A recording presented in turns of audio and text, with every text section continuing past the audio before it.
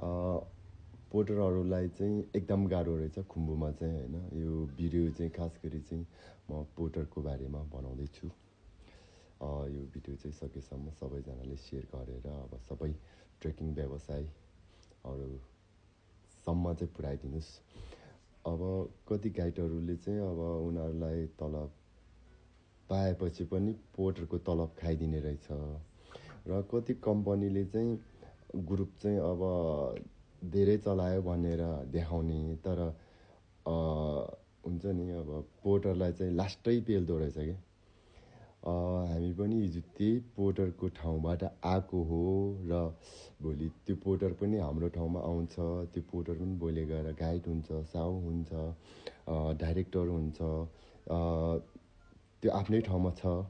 तर पनि जे जस्तो भयो भने हामीले हाम्रै नेपाली दाजुभाइलाई यति साह्रो पनि नपेलौँ होइन। अब के रहेछ भने कसैले चाहिँ अब दिनको 1800 दिएछ, 3टा बेटिङ भएको छ कि। अनि 3टा बेटिङको एउटा बेटिङको 13 किलो छ अरे, 13 त्यहाँ 39। अनि त्यसपछि आफ्नो पर्सनल 6 किलो राख्यो भने 45 किलो होइन। त्यस्तो चिसो ठाउँमा बोक्नुपर्छ। अनि कसैले 2टा बेटिङ बोकाएको छ होइन। अनि त्यो 2टा बेटिङ बोकाओस् ठिकै छ, तर तलब चाहिँ मिनिमम 2500, मिनिमम 2300 देखि 2500 चाहिँ हुनुपर्ने रहेछ है पोर्टरहरूको लागि।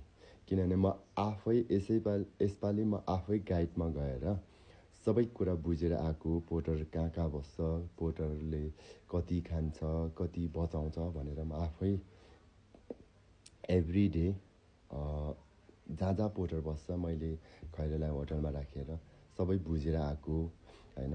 अब कति कम्पनीहरू त अब काठमाडौँमै बसेर अब गाइड पठाएर हुन्छ। अब गाइडले त ग्रुपलाई त खुसी पारेर आउँछ, तर बिचरा त्यो जुन बारी बोक्ने बढियालाई चाहिँ लास्टै मार्कामा रहेछ कि। अब बिचरा उनीहरू पनि 1-2 पैसा हुन्छ कि भनेर चाहिँ ट्रेकिङ आएको हुन्छ। अब ट्रेकिङ आएको हुन्छ, ट्रेकिङमा टिप्सको आशमा तलब कुनैले 1500 रे, कुनैले 1800 रे, कुनैले 2000 रे। अब के बचाउने, के खाने? अनि पोर्टर बिरामी हुने कारण के रहेछ त? अब कसैको त घरमा लास्टै टाइट हुन्छ है पैसा, अनि फ्यामिली पनि त्यस्तै टाइट टाइपको हुन्छ। अनि त्यसले गर्दाखेरि अब उनीहरूलाई त 1-2 पैसा बचाउनै भन्ने हुन्छ। अब 1-2 पैसा त जसलाई पनि बचाउँ भन्ने हुन्छ होइन। त्यसले गर्दाखेरि कहिलेकाहीँ मैले कुनै पोर्टर देखेँ बिहानमा राति मात्रै खाना खाने, राति चाहिँ खाना खान भने अब भात दिँदैन। अनि त्यसले गर्दाखेरि बेलुका मात्रै खाना खाने, बिहान चाहिँ अब सुक्खा खाजाहरू खाने, चिया खाने। त्यसले गर्दाखेरि चाहिँ बिरामी हुने रहेछ हाईमा चाहिँ। अर्को कुरा भनेको चाहिँ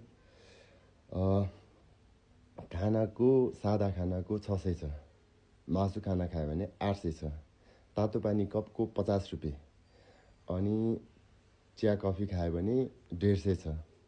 अब 2 छाक सादा भातै खायो भने 6 दुना 1200 गइहाल्यो।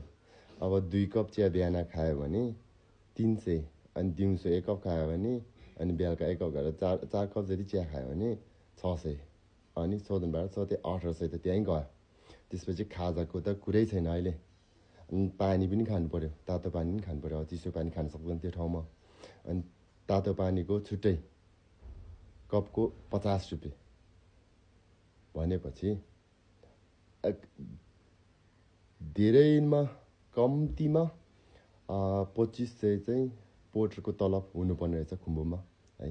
त्यति पनि छैन भने चाहिँ बिचरा 2000, 1800, त्यो 1600मा गएर चाहिँ उनीहरूले त्यो खानु पनि पुग्दैन, टिप्सको आशमा जान्छ। अनि लास्टमा खैरले टिप्स पनि दिएन भने त्यो जुत्ताको ऋण पनि आउँदैन, अनि उल्टो लागेर आउँदो रहेछ। अनि गाइडलाई त मतलब छैन। अब उनीहरूले यो कुरा अफिसमै पनि राख्दैन रहेछ। मैले यति बुझ्दाखेरि यस्तो कुराहरू चाहिँ गाइडहरूले चाहिँ अफिसलाई भन्नुपर्छ। र जति नै ट्रेकिङ अफिस हुनेहरूले चाहिँ बरु प्लिज 1 लाख नाफा खाने ठाउँमा 50,000 नाफा खानुहोस्, 50,000 नाफा खाने ठाउँमा 25,000 मात्रै नाफा खानुहोस्, तर पोर्टरलाई चाहिँ मार्कामा नपार्नुहोस्। मेरो यही अनुरोध। Thank you so much. यो भिडियो चाहिँ सक्दो सेयर गरिदिनुहोस् र नेक्स्ट सिजनबाट चाहिँ पोर्टरहरूलाई चाहिँ आनन्दै तातो भात खाएर पनि होइन 1-2 पैसा बचाएर घरमा लाने वातावरण चाहिँ बन्छ भन्ने आशा छ है।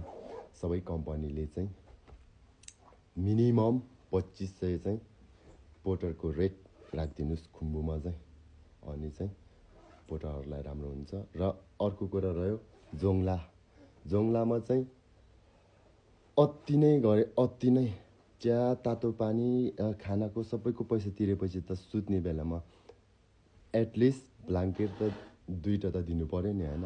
यस्तो चिसो छ, 2 जनाको बिचमा एउटा ब्ल्याङ्केट दिएछ, पोर्टर रातभरि सुतेन छ, अब उठेर बसेछ।